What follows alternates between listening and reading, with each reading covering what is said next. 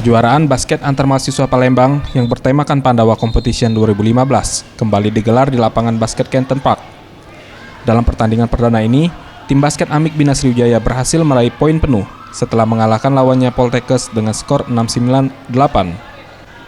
Menurut Reza, pelatih basket Amik Bina Sriwijaya, ia cukup puas dengan kemenangan anak asuhnya, dan di pertandingan selanjutnya ia akan mempersiapkan strategi yang berbeda agar anak asuhnya dapat kembali meraih kemenangan.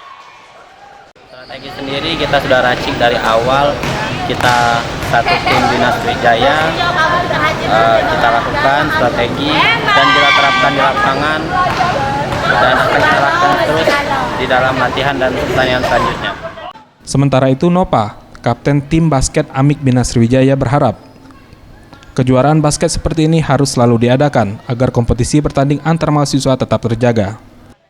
Harapannya semoga jadi juara satu lah, soalnya harus jadi yang baik. Jadi apalagi kan ini kalau misalnya buat event-event yang